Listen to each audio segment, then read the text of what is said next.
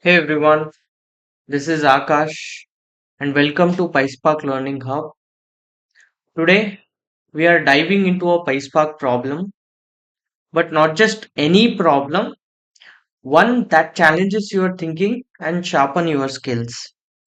And in this video, I will walk you through my approach step by step so you can learn, practice and grow.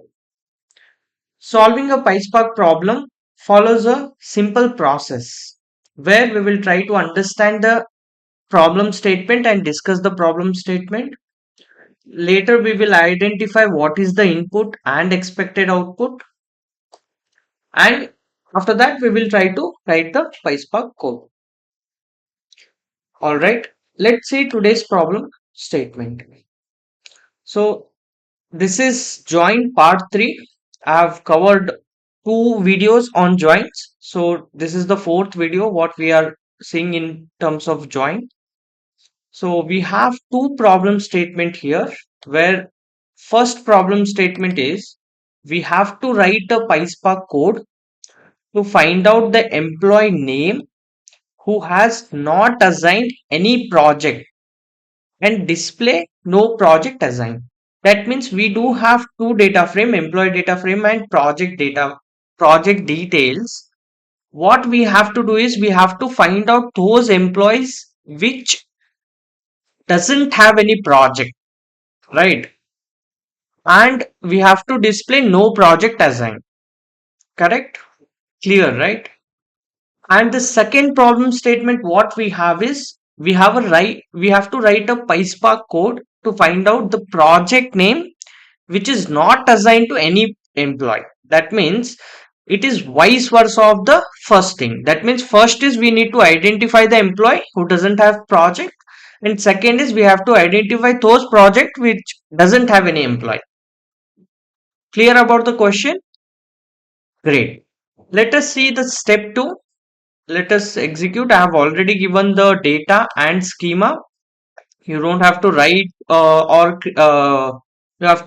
you don't have to create anything. You can download this particular notebook from the GitHub. I have already given the GitHub link. Don't waste your time in writing the question or creating the data frame. Okay, the only reason I am creating this notebook and sharing is you should not waste your time in creating this thing. You should focus on solving PySpark problem and growing your skills. Correct? So yeah, this is I have created the data frame. Let us try to execute and see the input and expected output. Okay, so if you see we do have two data frame. One is the employee data frame, second is the project data frame. So I'm displaying the two data frame. Correct? Here in employee data frame we have employee ID, first name, last name, salary, joining date, department and gender. And in second table we have project ID, employee ID and project name.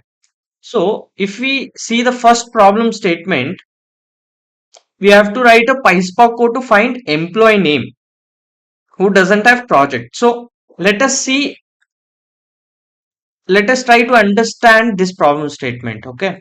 So if you see in project data frame, you have employee ID and in employee data frame also you have employee ID. Correct. So if you see 1, 2, 3, 4 employee is there in project data frame, right? We don't have 5 which is Anish employee ID in the project data frame. That means Anish doesn't have any project, or Anish did not assign to any project. So the first problem statement solution is Anish, isn't it? If you say expected output, Anish doesn't have any project. That is why we have taken the first name, last name and project name. We have to display it as no project assigned. I hope you got the first problem statement. The second problem statement is, if you see GL management is not been assigned to any employee. It is assigned but we don't have any record, right? So GL management is something we have to display as for second problem statement where project that are not assigned to employee. That means sixth employee is not there. That is the reason we are printing the project name, right? I hope you have understood the step one. We have discussed the problem statement. We have seen the input and expected output. Now we have to go for step three. Before we go to step three, I want you all to pause this video and try to solve it. If you did not get the solution also, it is fine, but it is important to give a try. Remember, practice is the only way to learn PySpark. All right, you can go to my GitHub location. You can download this particular notebook and you can start writing the code. If you stuck somewhere, you can come back to video and you can watch it again. Okay, let's see the step three.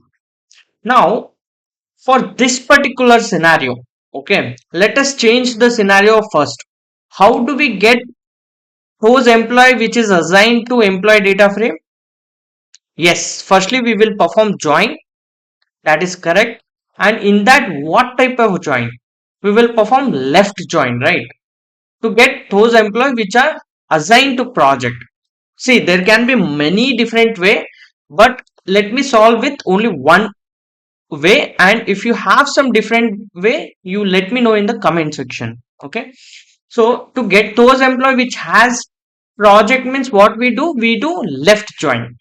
Now we want to do a reverse. Okay, so for this type of scenario also in PySpark, we do have a join known as left anti join. In SQL we don't have left anti. Okay, we do have only left join, but in PySpark we do have a left anti join. What it will do is it will give those records which are not matching, and one of the scenario is something like this. The only reason I have created this scenario is to make you understand left anti-join. Great. Let us see how do we write that. Now we know how to write the join statement, right? How to write join statement? We use df dot join, the first data frame dot join. Let me zoom it a bit. Df dot join, and join will take three arguments, right? What is the three argument? The second data frame first, pro data frame, project data frame, and the condition, join condition, right? Join condition, and third argument is your type of join. Correct? This is clear. We have seen in last two videos. I hope you are aware about the syntax now. Now this join condition, what we have here is we have df dot employee id. If you see, the employee ID is something, employee ID here and employee detail ID is something matching here. So let me copy and try to save some time. Okay, df dot employee ID should be equal to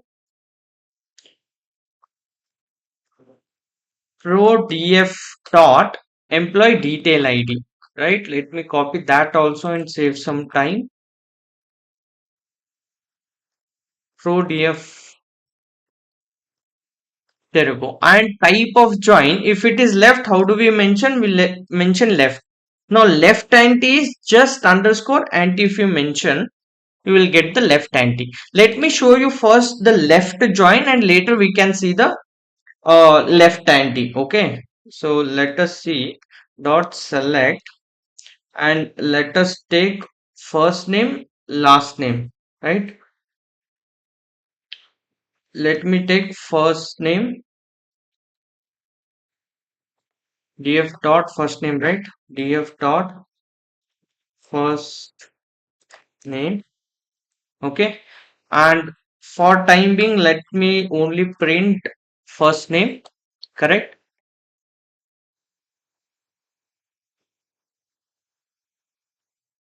So if you see, when we do the left join we will get Anish, because left join will give all the details from left table, right?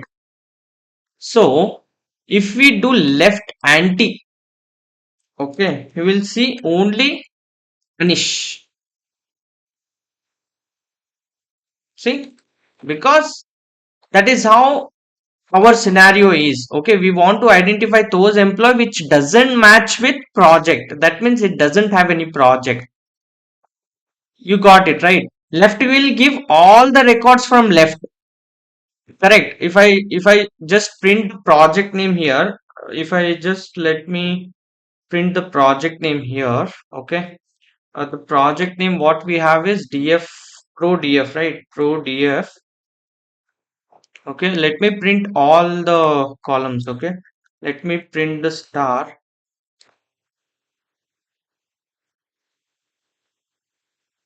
and do the left. Okay, I'm just trying to explain what left anti is doing again in detail.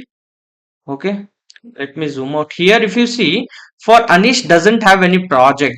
Okay, how left join will work is it will give matching and non-matching record from the left table, but from right table it will give null if it doesn't have any records, right? So we want to identify this. One more way is what you can do is here. See, one method is left anti.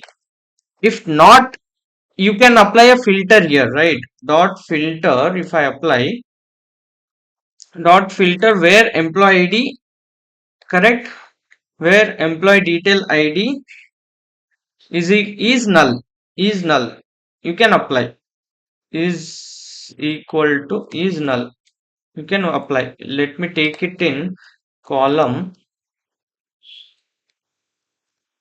dot is null, correct.